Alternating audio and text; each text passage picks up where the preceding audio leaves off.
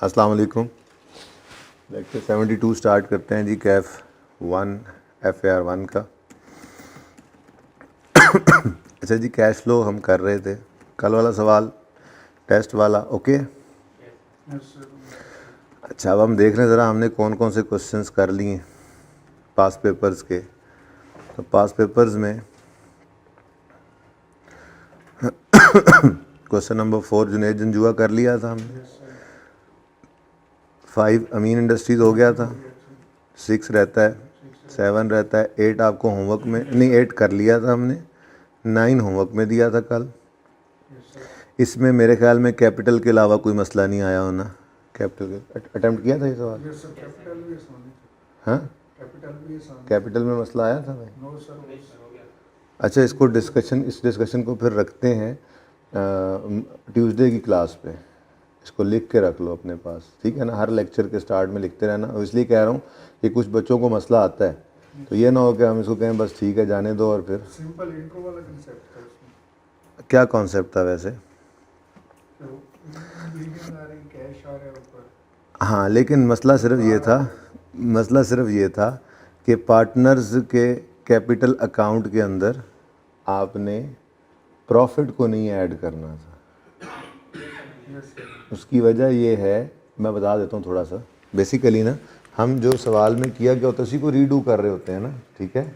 तो अगर आपने कैपिटल अकाउंट से कैश निकालना था, ठीक है, तो वो कह रहा है कि जी हमने ड्राइंग्स को तो नेट कर दिया है इसमें से, अब हमें कैपिटल गिवन है इस वक्त, किधर है कैपिटल यार, ये 73.95, और वो कह रहा है कि ये 73.95 क्लोजिंग में पड़ा है, ठीक है। और लेकिन ये क्या है, ये नेट हो चुका है किससे? ड्राइंग्स से। ड्राइंग्स अलग से कहीं बताई गई थी? नो सर, वो निकाल नहीं बताई गई थी, ठीक है। अब आपके दिल में ये आ रही थी कि आप जो है वो प्रॉफिट को भी इसमें ऐड कर दें। थोड़ा सा इसके ऊपर बात करूंगा जब क्लास पूरी हो जाएगी। सिर्फ पॉइंट की बात ये है कि ये कैपिटल उसने निकाल कर दिया हुआ है, ठीक है। और इस ट्रायल के अंदर इनकम्स और एक्सपेंसेस अभी बाहर ही पड़े हुए हैं, मतलब इस साल का प्रॉफिट ऐड नहीं हुआ था, तो उसने यहाँ पे उसको ऐड नहीं किया हुआ था। तो अकाउंटेंट वाला कैपिटल अकाउंट हम बना रहे होते हैं। तो इस वजह से अगर कोई प्रॉब्लम आई है तो दोबारा ट्राई कीजिएगा अब इसको। बाकी इस सवाल की डिस्कशन को मैं होल्ड कर रहा हूँ ट्यूसडे तक, जब बच्चे आ जाएंगे तो सबके सामने ये बात हो जाए जिसको मसला होगा। लेकिन अटैम्प्ट लाजमी करना है, ये होमवर्क के अंदर कैरी फॉरवर्ड होता रहेगा। इंपॉर्टेंट क्वेश्चन है ये, ठीक है। अच्छा, 10 हमने कर लिया था, बोलो। XYZ limited. 11 क्वालिटी इंटरप्राइजेज हो गया था। 12 लियाकत इंडस्ट्रीज़ हो गया था। 13 नादिर हो गया था। 14 ड्रम हो गया था। 15 तो आज सीखना है, आज होमवर्क में जाएगा इंशाल्लाह। 16 बहुत आसान है, लेकिन चलो फ़िलहाल रोक दो इसको। 17 में कोई मसला तो नहीं आया था, किसी किस्म का मसला? देख लेते हैं जी, ज़रा एक नज़र मैं देखना चाहूँगा इस सवाल को। PPE है, इन्वेस्टमेंट प्रॉपर्टी है। कोई नहीं भाई, इन्वेस्टमेंट प्रॉपर्टी का भी लेजर बन जाना था, पड़ा हुआ हो जिसने, कोई मसला नहीं है उसको। फिर ट्रेड रिसीवेबल्स हैं, इन्वेंट्रीज हैं, प्री पेमेंट्स हैं, शॉर्ट टर्म इन्वेस्टमेंट है, कैश एट बैंक है, share capital, share premium, retain earning, surplus, long term loan, trade payables और current portion of long. Current portion को बस ऐड कर देना था। Equipment having fair value 240 was acquired by issuing 2 million shares.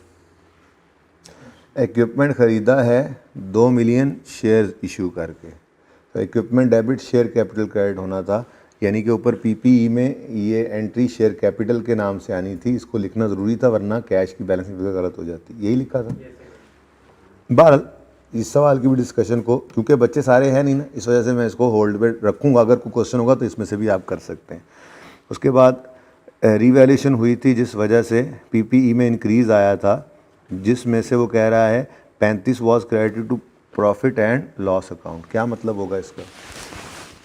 मतलब इसका ये होता है कि अगर प्रीवियसली कोई लॉस पड़ा हो और सरप्लस आए, कहानी कुछ इस तरह से हुई होगी ना। वो कह रहा है कि रिवैल्यूएशन हमने कैरी आउट की 30 जून, हमारा जो क्लोजिंग डेट है, ठीक है ना, इस पे, और PPE वॉज इंक्रीज्ड बाय 80। अब 80 का आया आपको सरप्लस, ठीक है ना, ये रिवैल्यूएशन सरप्लस है, ठीक है। वो जो बैलेंसिंग निकलता है, ये फिगर उसने बता दी, ठीक है। अब वो कह रहा है कि जी 80 किधर गया, 80 का सरप्लस आया, out of which 35 was credited to profit and loss account. इसका मतलब पहले कोई लॉस पड़ा होगा ना, ठीक है, पहले कोई लॉस पड़ा होगा जिसको प्लस 35 करके क्रेडिट जो किया है इसको 0 किया होगा, तो फिर सरप्लस में कितना आना है 45, ठीक है ना। अब एंट्री ये वाली करनी थी आपने, पीपीई में 80 डेबिट करना था, प्री वेरिएंस सरप्लस के लेजर में 45 क्रेडिट करना था और 35 में प्रॉफिट एंड लॉस के अंदर क्रेडिट होना था, ठीक है ना। लेकिन देखना ये था कि इसमें से नॉन कैश क्या है और क्या हमने रिवर्स करना है, ठीक हो गया। अच्छा, थोड़ी सी डिस्कशन करके छोड़ रहा हूँ, अगर क्वेश्चन हुआ तो, लेकिन ये लाजमी क्वेश्चंस हैं, ये दोनों ही क्वेश्चंस करेंगे तो मुझे तसल्ली नहीं होगी कि आपने कैश फ्लो तैयार कर लिए या नहीं। फुली डेप्रिशिएटेड आइटम जो है वो बेचा गया। फुली डेप्रिशिएटेड आइटम का मतलब पता है क्या है, अगर एसेट अकाउंट हमारा बुक वैल्यू पे पड़ा हुआ है ना, तो सिंपल सी बात है आपको उसमें से कुछ भी क्रेडिट नहीं करना। क्यों? फुली डेप्रिशिएटेड एसेट क्या होता है, जिसकी बुक वैल्यू 0, ठीक है।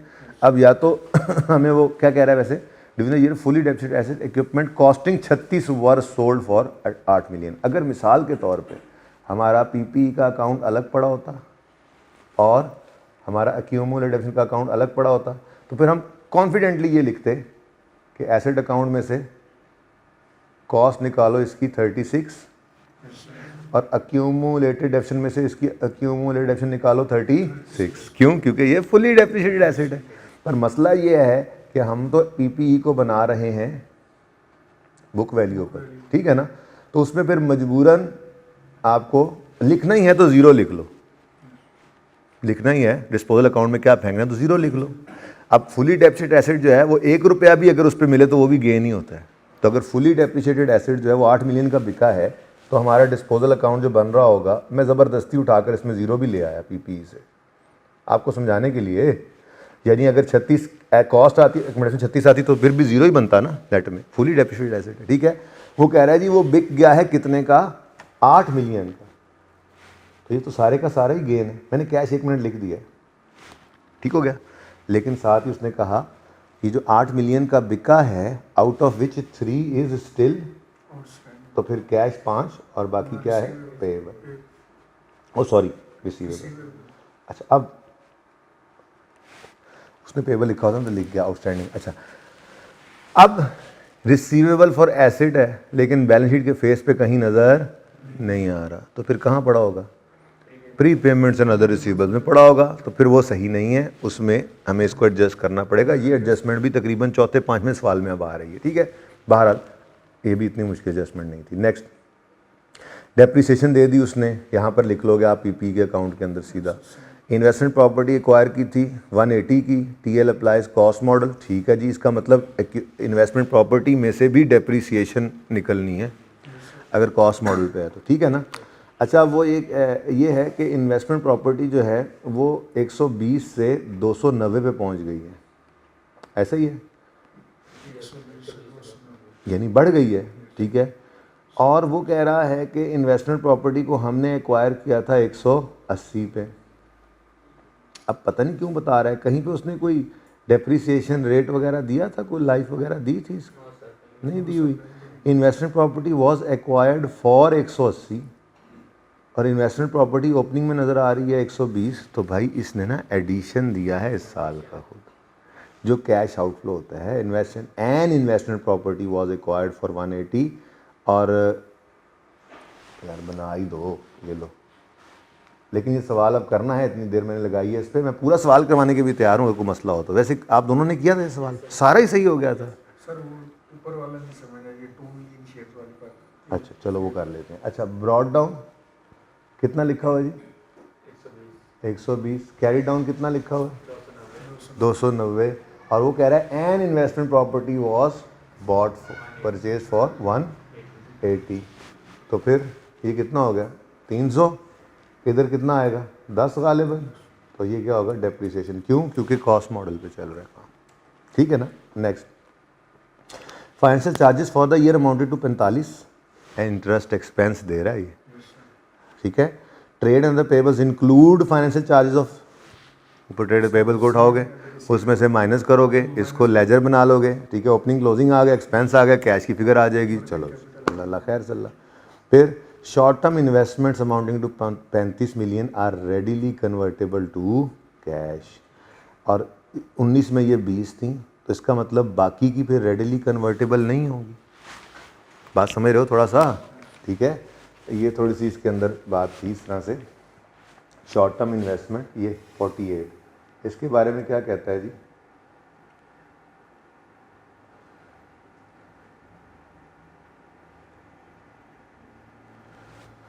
कह रहा है जी short term investment amounting to 35 were readily convertible into cash, तो इसको ले जाओगे वर्किंग वन में।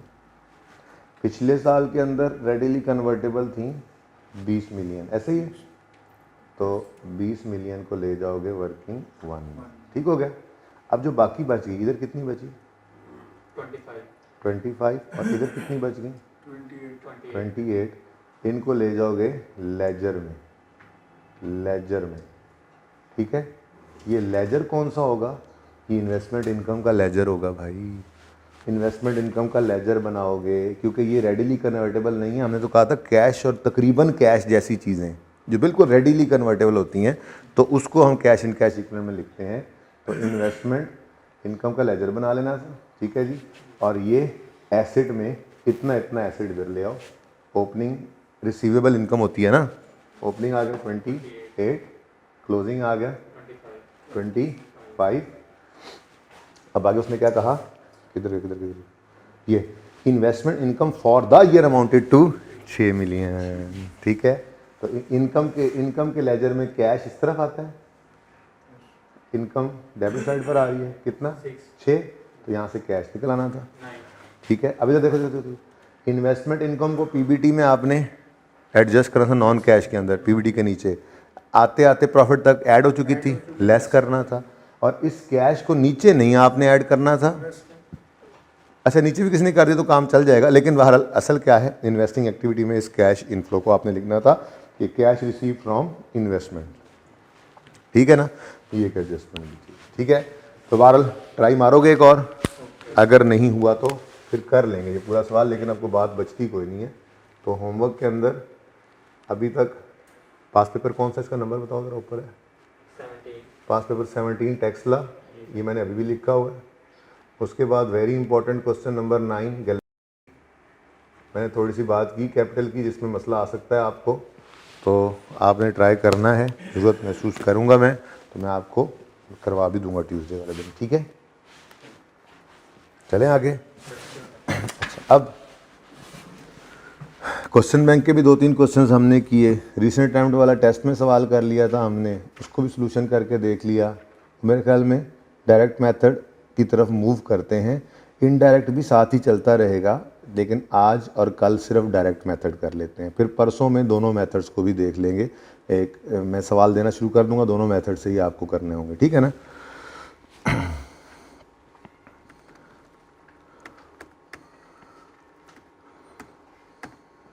आज छोटी सी क्लास करेंगे जी, आपको पता है आज स्पोर्ट्स डे है।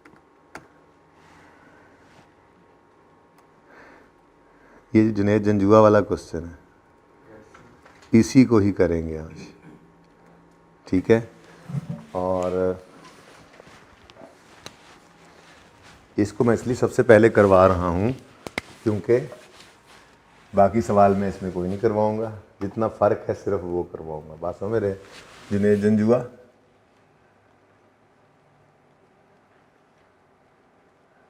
स्टेटमेंट ऑफ कैश फ्लोज, लेकिन आज ये मैं डायरेक्ट मेथड से करने लगा हूँ। इसका मतलब जो पहले कर रहे थे वो इनडायरेक्ट मेथड था। फॉर द ईयर एंड वगैरह लिख लेना आप, 31 दिसंबर 10।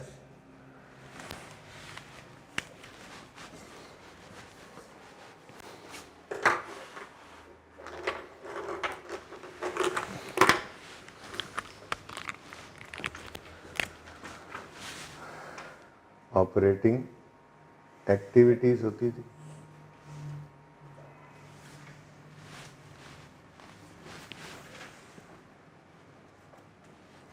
Investing activities,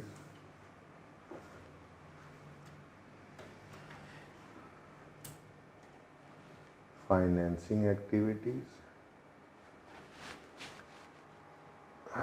net cash flows, opening cash and cash equivalent,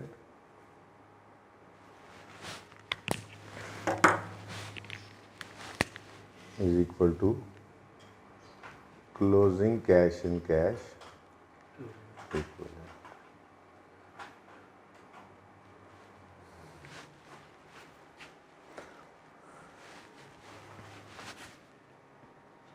Less interest paid, less tax paid, less dividend paid.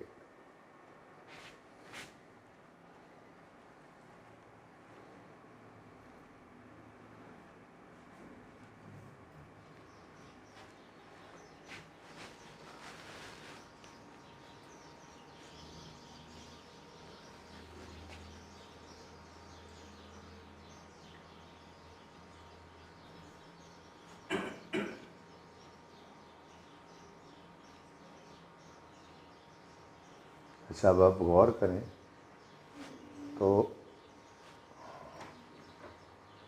सारा ही फॉर्मेट मैंने वैसा बना दिया है।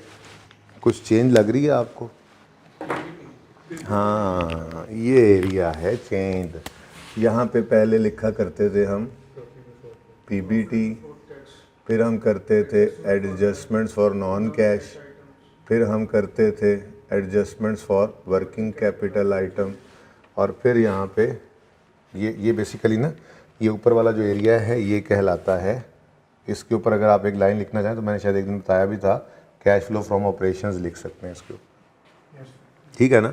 तो ये जो एरिया है ना सारा का सारा ये एरिया अब क्या होने लगा है जी, रिप्लेस, ठीक है।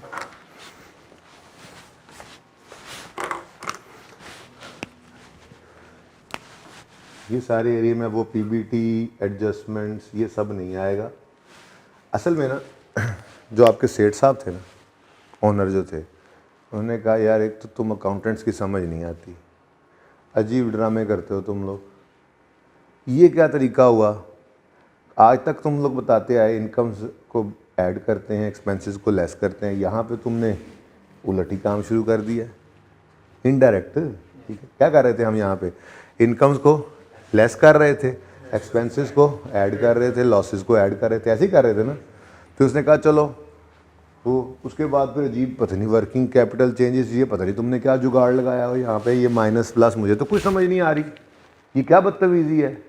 मुझे ऐसी बातों की समझ नहीं आ रही, मुझे सादा साफ डायरेक्ट अल्फाज के अंदर समझाओ कि इस पूरे साल के अंदर मुझे कस्टमर्स से कितना कैश रिसीव हुआ है, इस पूरे साल में मैंने सप्लायर्स को कितना कैश पे किया है, और इस साल में टोटल मेरे बिजनेस के एक्सपेंसेस के लिए कितना कैश पे हुआ। ये बदतमीज़ी बंद करो, मुझे डायरेक्ट बताओ, साफ सुथरे अल्फाज में। क्योंकि देखो इसके आगे ना सब कुछ वैसे ही डायरेक्ट था, यही सब कुछ आम आदमी को समझ आता है आसानी से। क्या, interest paid, tax paid, dividend paid, cash आया on sale of disposal, cash गया on purchase of fix asset, cash आया on issue of new fresh capital, cash pay हुआ ऑन लोन पेमेंट, ये सब समझ आती थी बातें। यही मसला था जो 2-3 दिन हमें भी समझ नहीं आ रहा था, हमें भी 2-3 दिन इस पे लगे थे समझने में, ठीक है। लेकिन मुश्किल काम मैंने पहले इसलिए करवा दिया, पहले डायरेक्ट मेथड नहीं करवाया था, ठीक है ना। तो भाई अकाउंटेंट ने, उसने आपके ओनर ने क्या कहा, सेठ साहब ने क्या कहा, यार ये नहीं, यार डायरेक्ट बताओ, सादा 3 बातें बता दो मुझे, ठीक है। के सामने आ गई।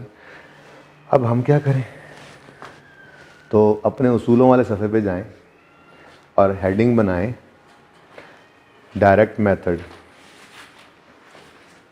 ऊपर वाली हेडिंग बना लें, अगर नहीं तो नया सफ़ा ओपन कर लें, लिख लें उसके ऊपर cash flow from direct method, उधर जाने तो मैं यहाँ पे मिटा ही रहा हूँ, cash flow from direct method. अब इसके अंदर जी आप एक उसूल लिखें, देखें मैंने आपको पहला उसूल ही क्या लिखवाया था पहले दिन क्या उसूल लिखवाया था कि भाई हम बैलेंस शीट के हर आइटम का लेजर बनाएंगे सिवाय नहीं, वो तो बाद में लिखा था, सिवाय वर्किंग कैपिटल आइटम्स के और कैश एंड कैश इक्विवेलेंट के। ठीक है जी। तो इसका मतलब वो कुछ चीज़ें ऐसी बची हमारी जो फिर हमारी वर्किंग कैपिटल आइटम की चेंजेस के अंदर आ जाती थी, जिनमें थे डेटर्स, क्रेडिटर्स, इन्वेंट्री, एक्रूअल्स, प्रीपेमेंट्स, ऐसे ही था ना। आज पता क्या करना है, सिर्फ इतना सही फ़र्क है कि आज हमने जिन चीज़ों को पहले वर्किंग कैपिटल आइटम्स में लेते थे ना, यहाँ पर यहाँ पे क्या लेते थे हम, वर्किंग कैपिटल आइटम्स, बल्कि ऊपर ही लिख देता हूँ एक बार, एडजस्टमेंट्स फॉर वर्किंग कैपिटल वाला पोर्शन था ना ये, इसमें जो डेटर्स, क्रेडिटर्स, इन्वेंट्री, एक्रूअल्स, प्रीपेमेंट्स आते थे, ठीक है ना। ये वर्किंग कैपिटल आइटम्स के भी आज हम लेजर बना लेंगे, आज हम इनके भी लेजर्स बना लेंगे। ठीक है। तो भाई डायरेक्ट मेथड के अंदर क्या करना है, जिन चीज़ों को पहले वर्किंग कैपिटल आइटम्स की चेंजेस में लेते थे आज उनके भी लेजर बना लेने हैं। ठीक है। वो कौन कौन से आइटम्स थे भला, इधर देखो, वर्किंग वन आज भी वही रहेगी, cash and cash equivalent, closing, opening. उसके बाद देखो तरतीब से चलना, कैश आया वर्किंग वन में आ गया, short term investment I working one में आ गई, शॉर्ट टर्म लोन आए वर्किंग वन में माइनस, बैंक ओडी आया वर्किंग वन में माइनस, शेयर कैपिटल आया लेजर, रिटेन अर्निंग्स आई लेजर, फिक्स एसेट्स आए लेजर, ठीक है, लॉन्ग टर्म लोन आए लेजर, सही है। और बचता क्या था, डेटर्स आ गए, ले आओ भाई वर्किंग कैपिटल में, आज वर्किंग कैपिटल में नहीं ले आएंगे, आज इसका भी लेजर बना लेंगे, डेटर अकाउंट। फिर क्या आते थे, क्रेडिटर्स, कहां ले जाओ, वर्किंग कैपिटल में, ना भाई ना, आज इनका भी लेजर बना लो। फिर क्या आती थी, इन्वेंट्रीज को ले जाते थे वर्किंग कैपिटल में, आज इन्वेंट्री का भी लेजर, परपेचुअल सिस्टम वाला लेजर, उस जैसा लेजर बन जाएगा। फिर एक्रूअल्स और प्री पेमेंट्स होते थे, जिनमें से एक्सपेंस ही होता है ना, एक्रूड और प्रीपेड, एक्सपेंस ही होता है ना, या पेएबल या प्रीपेड। ठीक है। तो एक्सपेंसेस का भी एक कंसोलिडेटेड लेजर बना लेंगे, लेजरा। ठीक है ना। इसमें जितने भी एक्सपेंसेस होंगे ना, एक्रूड और प्रीपेड एक्सपेंसेस, वो सब ले लेंगे। जैसे मिसाल के तौर पे प्रीपेड इंश्योरेंस है, ओपनिंग एसेट है, फिर कोई और ऑफिस सप्लाईज इस सवाल में इधर, यानी सारे ओपनिंग क्लोजिंग एसेट वाले इधर, जितने भी होंगे लायबिलिटीज वाले इधर, और एक ही फिगर निकल आएगी ना फिर कैश पेड फॉर एक्सपेंसेस की इकट्ठी। ठीक है। तो ये 4 लेजर्स ने बन जाएंगे, बाकी सारा सवाल वैसा ही है। तो आप आज घर पे ना जुनेद जंजुआ वाला सवाल ही करेंगे, मैं नया सवाल नहीं दूंगा होमवर्क में। ठीक है ना। फिर कल मैं कोई और एक सवाल खुद करवाऊंगा, उसके बाद फिर आपका आज सीधा हो जाएगा, फिर चल सो चल। ठीक है ना। लेकिन हाँ नहीं, एक सवाल ये, एक दो छोटे छोटे सवाल दूंगा प्रैक्टिस क्वेश्चन के, जो दोनों मेथड से करने की रिक्वायरमेंट होगी। तो पहले आप पुराने मेथड से करेंगे, फिर नए से करेंगे, सिर्फ सिंपल क्वेश्चंस। संडे भी तो आ रहा है, ठीक है ना। ये प्रैक्टिस करके आपने हाथ सीधा कर लेना है, फिर एक दिन मंडे वाला वो पूरा इस मेथड पे लगेगा, फिर ट्यूसडे से ऑनवर्ड्स मैं आपको कहा था ना, हम IAS 8 और IAS 7 दोनों को साथ लेकर चलेंगे 2-3 दिन, जब तक के दोनों की पेंडेंसीज बिल्कुल ख़त्म ना हो जाएं MCQ समय। ठीक है। अच्छा, तो फिर उसूल क्या लिखा आपने, उसूल लिखे आप डायरेक्ट मेथड के अंदर। इस मेथड में हम वर्किंग कैपिटल चेंजेस वाले आइटम्स के भी लेजर्स ओपन कर लेते हैं। इस मेथड में हम वर्किंग कैपिटल चेंजेस वाले आइटम्स की भी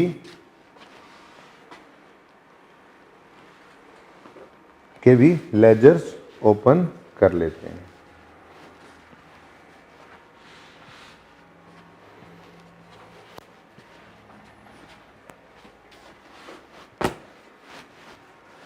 ठीक हो गया। तो अब आप घर पे जब सवाल करेंगे तो इधर देखें, मैंने ना ये वाला पोर्शन अब करना है ना ये वाला, पहले करवाया हुआ है ना, मैं सिर्फ ये पोर्शन करूँगा और यहाँ पे जो एक आधी चीज़ थी वो लिख दूंगा ताकि ये फिगर निकल आए और हम प्रूव कर लेंगे यहीं पर देखकर आंसर सेम होगा जो आपने किया था। ठीक है ना, आजमाइश तो शर्त है ना। चलो सवाल शुरू करते हैं अब तरतीब से। ठीक है, सारा काम वैसे ही, लेकिन वो फिर जो काम कैश एंड कैश इक्विवेलेंट वाले हैं मैं कहूँगा इसको वर्किंग वन में ले जाओ। लेजर ये लिखता जाऊँगा, बनाऊँगा नहीं। ठीक है ना, शुरू करें। सबसे पहले क्या आ रहा है जी? कैश। कैश कहाँ जाता है जी? Working one. इधर लिख लेते हैं working one, cash and cash equivalent. ठीक है, फिर क्या है जी? Account receivable. पहले कहाँ जाता था? पहले कहाँ जाता था? आज इसका भी क्या बनाएंगे? लेजर। आज इसका भी लेजर बनेगा भाई। तो लेजर में आ जाओ। बताओ जी, ओपनिंग कितना है? 104 और क्लोजिंग कितना है? 280। बेटर है ना? ओपनिंग 104 और क्लोजिंग 280। ठीक हो गया जी। Next, long term investment. पहले ही लेजर बनता था, अब भी आप घर पे बनाएंगे। इन्वेंट्री पहले जाता था वर्किंग कैपिटल आइटम। आज मैं ये नए वाले सिर्फ लिख लेता हूँ। ठीक है ना, ये आपको पता है कहाँ जाना है, ये मैं टिक करता हूँ सिर्फ। ठीक है, ये वर्किंग वन में आप ले जाएंगे। इसका आज लेजर बना लिया, ये लेजर बनेगा, पहले भी बनता था। ठीक है ना, बनाओगे ना घर, सारा सवाल दोबारा करोगे। सवाल की रिक्वायरमेंट नहीं है ये, तो सोल्यूशन जो है जितना चेंज है वो मैं सामने लिख देना है, बाकी सारा तो सेम रहना है। तो आप दोबारा घर पे करेंगे ना इसको। ठीक है, अच्छा। इन्वेंट्रीज पहले जाता था वर्किंग कैपिटल में, आज इसका भी क्या बनाएंगे? लेजर। तो 200 और 424, 200 और 424। ये बहुत आसान मेथड है, पर एक दो बातों का ध्यान रखना पड़ता है, बाकी बहुत आसान है। ठीक है, उसके बाद प्रीपेड इंश्योरेंस कहाँ गया था जी? आज इसका भी क्या बनाएंगे? लेजर। तो लेजर तो एक ही बनाया हुआ है हमने, एक्सपेंसेस का लेजरा बनाया हुआ है। ठीक है ना, कंसोलिडेटेड लेजर। इसमें सारे एक्रूअल प्रीपेमेंट इकट्ठे इसी में फेंक देने ताकि, और सारे एक्सपेंसेस भी प्रॉफिट एंड लॉस से उठा के इसी में फेंक देने ताकि एक ही फिगर निकल आए कैश पेड फॉर एक्सपेंसेस की। ठीक है ना, तो प्रीपेड इंश्योरेंस है 36 ओपनिंग 24 क्लोजिंग। तो ऐसे मैं लिखूंगा, ओपनिंग प्रीपेड इंश्योरेंस कितना है जी? ओपनिंग 36। ठीक है जी, और क्लोजिंग 24 प्रीपेड इंश्योरेंस 24। समझ आ रही है बात? आगे बढ़े। ऑफिस सप्लाईज कहाँ गया था जी इस सवाल में? वर्किंग कैपिटल में। आज लेजर ओपन कर लेंगे 7 और 14। तो ओपनिंग ऑफिस सप्लाईज 7 और क्लोजिंग ऑफिस सप्लाईज 14। लैंड का लेजर बनता था, आज भी बनेगा। बिल्डिंग का लेजर बना था, आज भी बनेगा। एक्यूमुलेशन का लेजर बना था, आज भी। इक्विपमेंट भी आज, ये सारे पहले ही बन गए थे लेजर। ठीक है, तो आप भी आज घर जाके बना लोगे उनको। ठीक है, आगे बढ़ते हैं जी। मिटा ही लेता हूँ, आगे बढ़ा लेते हैं सवाल जी। अकाउंट्स पेएबल कहाँ गया था भाई? एक चाय तो भिजवा दीजिएगा। वर्किंग, आज इसका भी क्या बनना है? Ledger. Account payable means creditors. ठीक है, तो क्रेडिटर्स का लेजर मौजूद है। 263 ओपनिंग, 158 क्लोजिंग। ओपनिंग है 263, क्लोजिंग 150। ठीक है जी। नेक्स्ट, वेजेस पेएबल कहाँ गया था पहले? वर्किंग कैपिटल में, आज इसका भी लेजर। वेजेस पेएबल ओपनिंग, आप ओपनिंग पेएबल भी लिख सकते थे, वर्किंग जो है बहरहाल मैं तो पूरा लिख रहा हूँ फिलहाल। ओपनिंग वेजेस पेएबल 280 24 ओपनिंग और क्लोजिंग वेजेस पेएबल 40। ठीक है जी। नेक्स्ट क्या है जी? शॉर्ट टर्म लोन कहाँ गया था?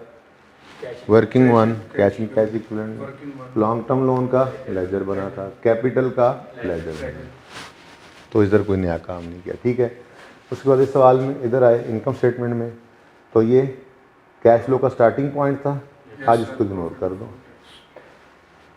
Loss on disposal of gain on disposal of long term investment है, sorry loss on disposal of equipment है, gain on disposal of long term investment है, gain on sale of land है।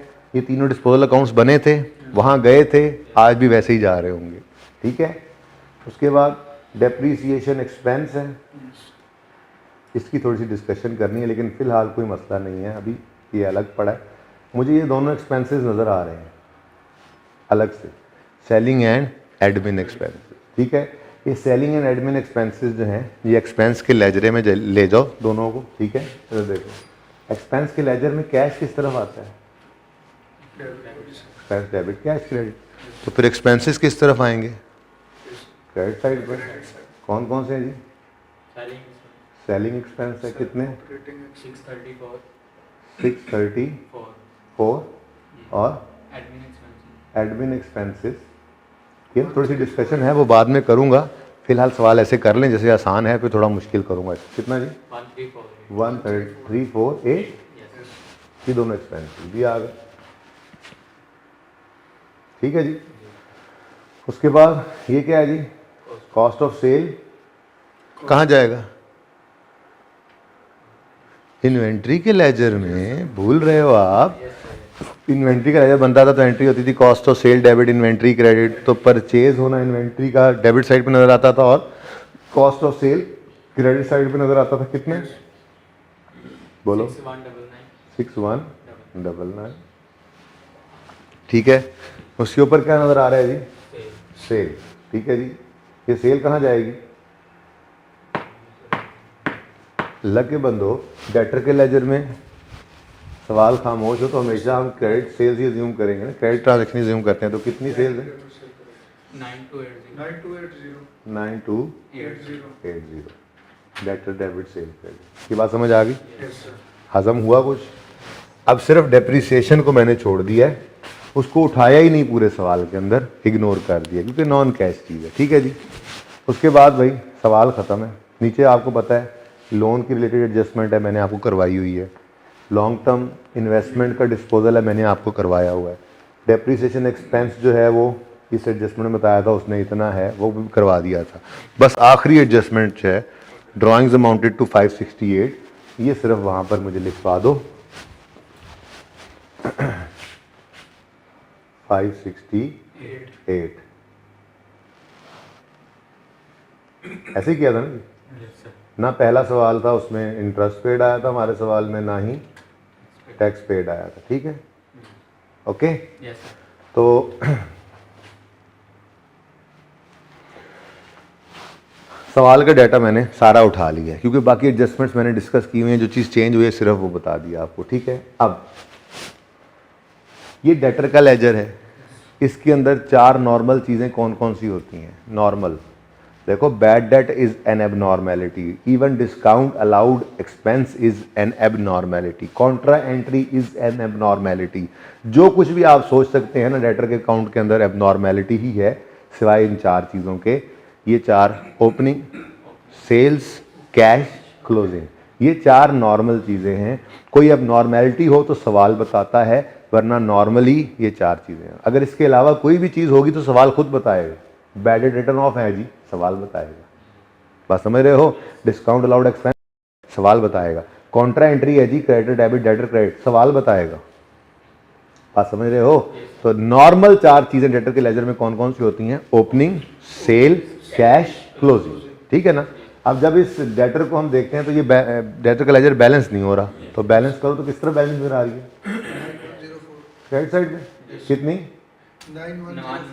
910, तो फिर ये क्या है, ये कैश है। बैलेंसिंग फिगर कैश आ गई, सिर्फ क्रेडिट सेल्स है ना हमारे सवाल के अंदर, तो फिर ये कैश रिसीव फ्रॉम कस्टमर्स आ गया। वर्किंग नंबर 2 कह लूँ इसको मैं।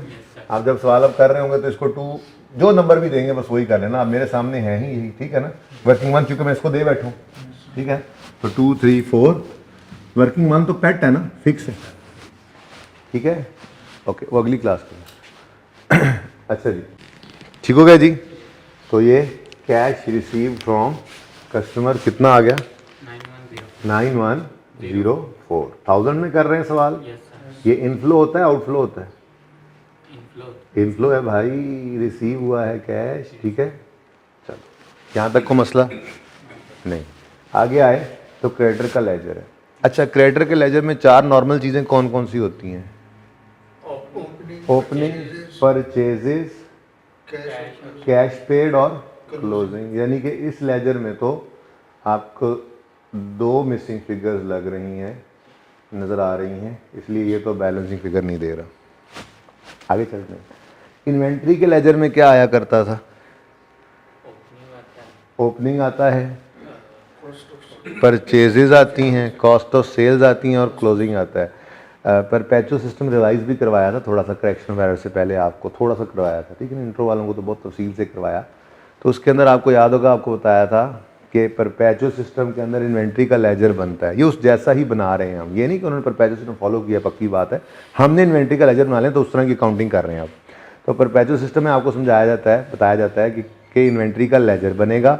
इन्वेंट्री का लेजर जो बनता है वो अपनी डेबिट साइड पे चीज़ों का आना रिकॉर्ड करता है, कॉस्ट ऑफ परचेज, और क्रेडिट साइड पे अपनी चीज़ों का जाना रिकॉर्ड करता है, यानी कॉस्ट ऑफ सेल।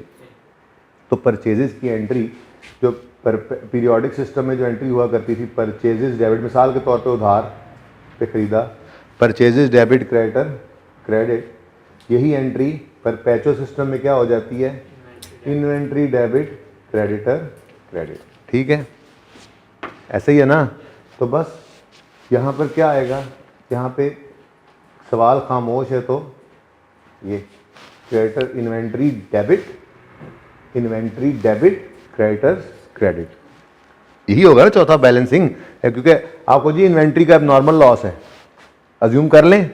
मैंने कहा क्रेडिट साइड पे आता है, पहली बात तो ये है। दूसरी बात ये कि सवाल ने बताया नहीं आपको, सर कैश परचेज भी तो हो सकती है। तो भाई बात ये है कि अगर सवाल खामोश है तो फिर क्रेडिट परचेज अज्यूम करेंगे जब क्रेडिटर्स नज़र भी आ रहे हैं। तो जब नॉर्मेलिटी सवाल खुद बताएगा, नॉर्मल चार चीज़ें यही हैं: ओपनिंग, परचेज, कैश पेड और क्लोजिंग, ठीक है। तो सॉरी, वो तो क्रेडिटर का था। और इन्वेंट्री का opening, purchases, cost of sales और क्लोजिंग, ठीक है जी। हाँ भाई, बैलेंसिंग फिगर फिर क्रेडिटर्स की आ रही है, बोलो।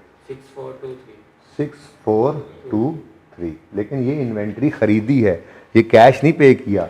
ये फिगर यहाँ से उठ के यहाँ पे आएगी 6423, और परचेज को लिख के काटना है आपने, और यहाँ पे इन्वेंट्री लिख लेना, ताकि आपकी इन्वेंट्री भी, वो एंट्री भी खराब ना हो, परचेजेस डेबिट, क्रेडिटर क्रेडिट वाली, ठीक है ना।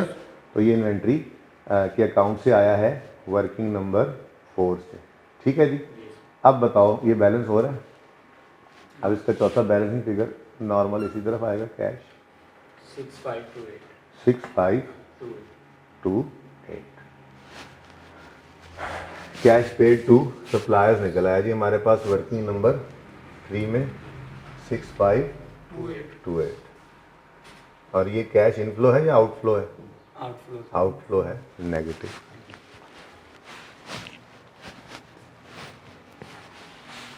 ठीक है। बाकी तो सारे लेजर वैसे ही क्लोज हो रहे हैं ना। अब ये 3 क्लोज हो गए, बाकी जो सारा काम आपने सीखा हो तो वैसे वो तो पहले भी किया होता, ठीक है ना।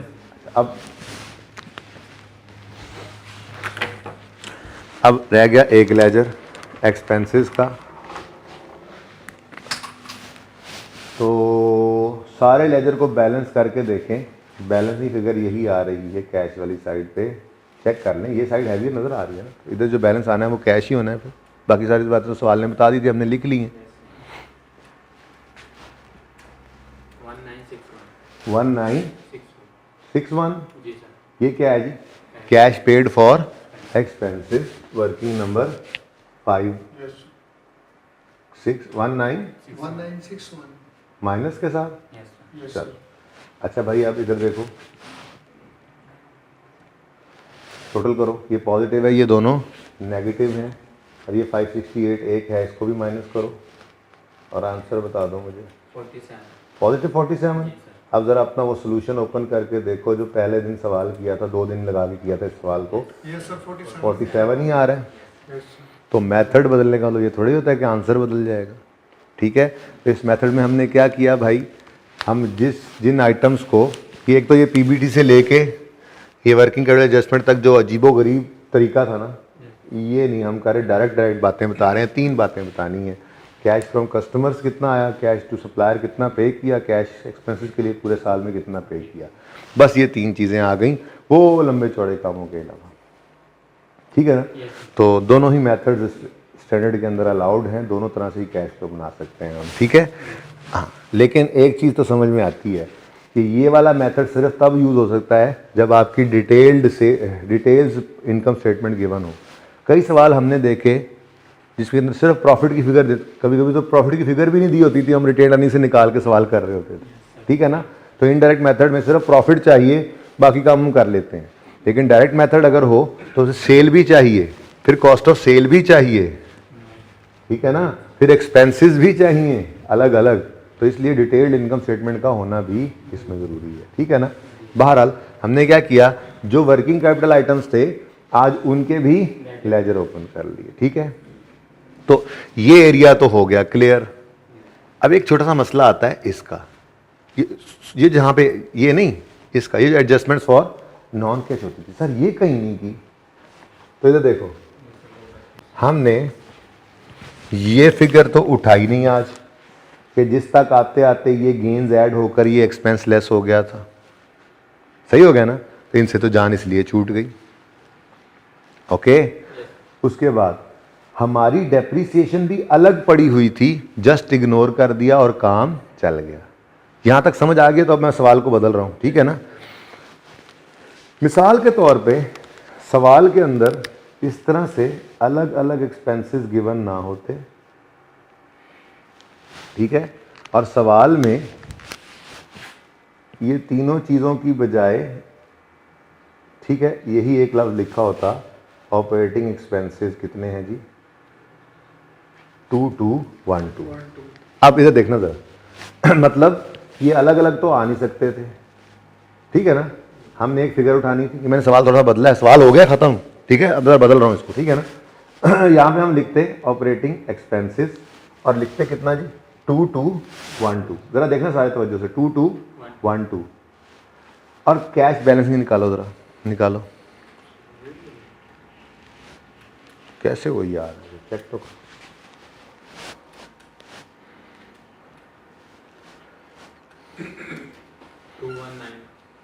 क्या 2191?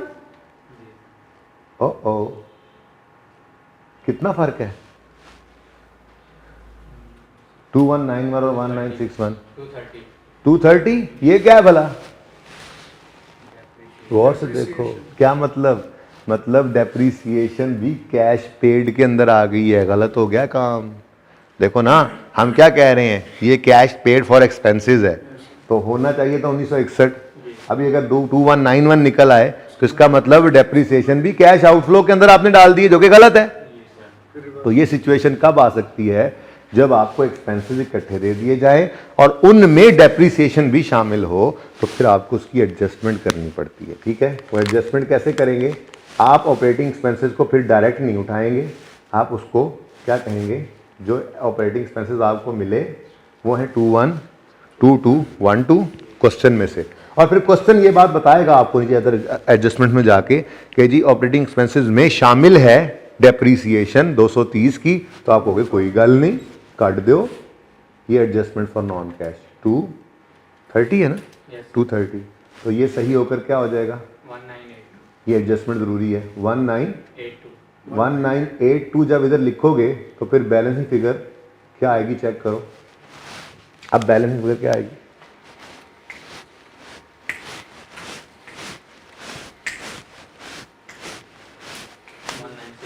सही हो गया, आ गया ना सही अब, ठीक है। अच्छा, मतलब ये हुआ कि अगर देखो ना, यहाँ पे तो हमारा काम क्यों चल गया था, डेप्शन अलग पड़ी थी, हमने उठाई सिर्फ एक्सपेंस लिए, ये शामिल ही नहीं होने दिया।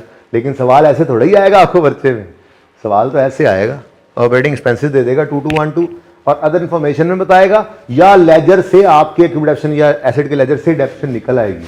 तो आप कहोगे हैं डेप्शन तो आ रही है, नजर नहीं आ रही, मतलब एक्सपेंसेस में छुपी पड़ी है, तो क्या कर दो, उसको माइनस करो, यानी हमें ये क्या करना पड़ा, एडजस्ट। ये बात समझ आ गई, सही है। अच्छा, ऐसे ही ऑपरेटिंग एक्सपेंसेस में ही कहीं वो कभी लॉस ऑन डिस्पोजल डाल दे, सवाल बता दे कि लॉस ऑन डिस्पोजल पड़ा है, ये क्या है, नॉन कैश है, तो क्या करोगे, माइनस। ऑपरेटिंग एक्सपेंसेस में ही कहीं वो इम्पेयरमेंट लॉस डाल दे। इम्पेयरमेंट लॉस की एंट्री क्या होती थी, impairment loss debit cash credit, नहीं, वो भी नॉन कैश है, पड़ा होगा तो माइनस करोगे। यानी नॉन कैश की एडजस्टमेंट आपको खुद ही करनी पड़ती है, माइनस करने पड़ेंगे। ठीक है, यहां तक कोई मसला तो नहीं है। ठीक है, ये मैक्सिमम मुश्किल बात इस मेथड की यही है, मैक्सिमम मुश्किल बात ये वाली। हाँ, एक छोटी सी बात और भी हो सकती है, वो ये है कि डेप्रिसिएशन 230 है मिसाल के तौर पे, और सवाल वाला कहता है कि ये 230 में से कुछ डेप्रिसिएशन जो है वो ऑपरेटिंग एक्सपेंस में पड़ी है, कुछ कॉस्ट ऑफ सेल में पड़ी है, क्योंकि भाई प्लांट जो फैक्ट्री में लगा होता है उसकी डेप्शन तो कॉस्ट ऑफ सेल को जाती है ना, और एडमिन सेलिंग की डेप्शन ऑपरेटिंग एक्सपेंसेस में आई पड़ी होती है। तो अगर ऐसा हो सकता है तो फिर जैसे यहाँ एडजस्टमेंट की है वैसे ही कॉस्ट ऑफ सेल की एडजस्टमेंट भी आपको यहाँ पर करनी पड़ सकती है। ठीक है जी, तो आप कॉस्ट ऑफ सेल्स लोगे एज पर क्वेश्चन, माइनस कर दोगे इसमें से भी नॉन कैश आइटम्स को। ठीक है ना, तो जो फिगर आएगी वो फिगर यहाँ पर आप ले जाओगे। ठीक है ना, इस सवाल में तो थी नहीं इसलिए मैंने सिर्फ लिख दिया, और सही है, ये मैक्सिमम मुश्किल बात है, यहाँ तक कोई मसला तो नहीं है, क्लियर है बिल्कुल। करोगे ये सवाल घर पे। एक छोटी सी बात और है, वो भी ऐड कर लो, फिर बस कल क्लास खत्म करते हैं। यहाँ पे हमने क्या लिखा है जी, कैश रिसीव्ड फ्रॉम कस्टमर्स। यहाँ पे क्या आ रहा है जी, डेटर्स, जिसका मतलब क्या है, ये सिर्फ कौन सी सेल्स हमने ली हुई हैं, क्रेडिट सेल्स। अब अगर सवाल में कैश सेल्स भी आ जाएं वो बता दे तो क्या करेंगे, यहाँ पे तो क्रेडिट सेल्स लिखी होती हैं, तो फिर आपको cash receive from cash sales अलग से लिखना पड़ेगा कि नहीं, क्योंकि यहाँ से तो निकलेगा, फिर वो सप्लायर्स नहीं रहेगा, कस्टमर नहीं रहेगा, फिर यूं कहेंगे हम कैश रिसीव फ्रॉम डेटर ये है और cash receive from cash sales ये है, अलग लिखना पड़ेगा ना। लेकिन इसका हल अकाउंटेंट्स ने एक निकाला हुआ है तो हमारी वर्किंग ही ना, बोलो, डेटर का अकाउंट है तो हमारी वर्किंग ही ना। तो यहाँ पे क्या कर दो, सेल्स में आप credit sales plus cash sales ले लो। इससे क्या फायदा होगा, इधर ये सेल्स में कैश सेल्स शामिल हो जाएगी, तो इस कैश, ये कैश सेल्स का कैश भी आ जाएगा, कुछ अलग से ऐड नहीं करना पड़ेगा, काम चल जाएगा। यहाँ पे भी कस्टमर्स वाला कैश ही आ जाएगा। तो कहने का मतलब ये है, अलग करना है तो करो, मुझे कोई मना नहीं है, कैश रिसीव फ्रॉम डेटर अलग लिखो, cash receive from cash cell अलग लिखो। लेकिन आसानी चाहते हो ना, तो कैश फ्लो के टॉपिक के लिए ये काम याद रख लो कि डेटर के लेजर में सेल्स टोटल ही ले लिया करो, ताकि जो कैश निकले वो कैश और क्रेडिट सेल्स दोनों का ही इकट्ठा आ जाए। ऐसे ही ये काम पेड टू सप्लायर्स कह रहे हो ना, तो यहां पर क्रेडिटर के अकाउंट के अंदर जो परचेजेस लो, ठीक है, वो ये वाली भी ले लो, क्रेडिटर वाली भी और कैश वाली भी, यानी कि परचेजेस जो हैं वो भी आप क्या कर लो, कैश प्लस क्रेडिट दोनों ही ले लो। ठीक है ना, उससे क्या फायदा होगा, जो कैश पेड टू सप्लायर आएगा वो भी टोटल अमाउंट आ जाएगी। लेकिन ये जस्ट एक शॉर्टकट है जान छुड़ाने के लिए, टाइम बचाने के लिए, और बिल्कुल सही है, ऐसे करते हैं किताबों के अंदर लिखा हुआ अकाउंट। ठीक है ना, बाकी लेजर माना कि वो अपनी जगह पे कायम है कि डेटर के लेजर में क्रेडिट सेल्स ही आनी होती है, लेकिन ये ज़रा टाइम बच जाता है। ठीक है, तो ये 2-3 छोटी छोटी बातें थी। तो एक तो ये क्वेश्चन आपने कर लेना है, उसके बाद अगर आप अपना प्रैक्टिस क्वेश्चन 1 ओपन करें, बल्कि कौन सा 5 दिया था, पहले 5 दिया था ना, एक दिन 5 दिया था, नहीं दिया था स्टार्ट के अंदर, शुरू पहले दिन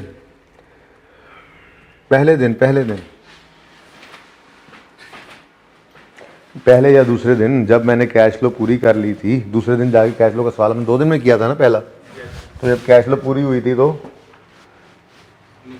होमवर्क दिया था आपको कि एक तो ये जनरेशन जुआ वाला सवाल ही दोबारा कर लेना, और दूसरा कोई प्रैक्टिस क्वेश्चन दिया था, चलो यार गोली मारो। इधर देखो 5 ही था गालिबन, ये 5 छोड़ो, चलो 1 पे आओ बस, फिर ऐसे तो ऐसे से नहीं याद आपको। तो देखो प्रैक्टिस क्वेश्चन 1, सेल्स गिवन, ये प्रॉफिट एंड लॉस अकाउंट मुकम्मल गिवन है, बोलो पेज 518 पे प्रॉफिट एंड लॉस पूरा गिवन है, बैलेंस शीट पूरी गिवन है, 518 नंबर सफ़े पे पहुंच जाओगे आज के दिन में।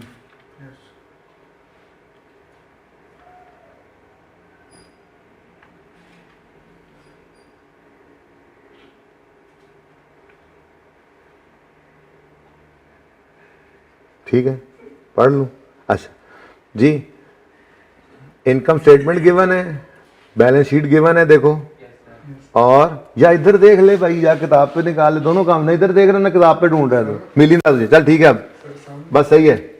अब ये देखो रिक्वायरमेंट चेक करो, prepare cash flow statement using indirect method और cash flow using direct method. अच्छा यार ये बहुत आसान है, 5 पे ही आओ, कम से कम 5 तो हो, एक दो एडजस्टमेंट तो हो, डेप्शन निकल रही है, रेजल वैल्यू गिवन है। ये क्वेश्चन नंबर 5 है आपके सामने, इसमें भी इनकम स्टेटमेंट गिवन है, बैलेंस शीट गिवन है, 2-3 एडजस्टमेंट्स गिवन है छोटी छोटी, और रिक्वायरमेंट चेक करो, कैश फ्लो स्टेटमेंट बनाओ यूजिंग इनडायरेक्ट मेथड, और फिर वो जो पुराना काम है, फिर कैश फ्लो स्टेटमेंट बनाओ यूजिंग डायरेक्ट मेथड, लेकिन क्या करो सिर्फ ऑपरेटिंग एक्टिविटीज बना दो, क्योंकि फर्क ही सिर्फ वही होता है, ठीक है ना।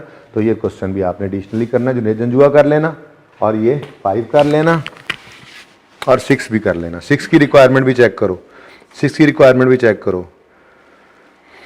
अच्छा रहने दो, सवाल खामोश है तो कौन सा मेथड लगाया करेंगे, जो हम पहले से सीख रहे हैं, जिस पे ज़्यादा टाइम लगाया है वही लगाएंगे, ठीक है, ये याद रखना। ओके, तो होमवर्क के अंदर, क्योंकि ये सवाल मुझे याद आ गया, पढ़े थे, इसलिए मैं फ़िलहाल वो अब और अगला क्वेश्चन ऐड नहीं कर रहा।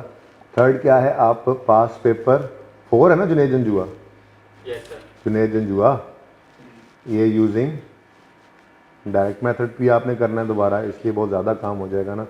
वैसे तो संडे है, लेकिन फिर भी 4 सवाल तो ऑलरेडी हो गए हैं। और प्रैक्टिस सेट नंबर 5, ठीक है जी, इसको भी आपने पूरा ही करना है, इसके अंदर दोनों रिक्वायरमेंट्स ही हैं, ठीक है ना। तो भैया आज के लिए इतना ही, ज़िंदगी रही तो कल मुलाकात होगी, अल्लाह हाफिज़।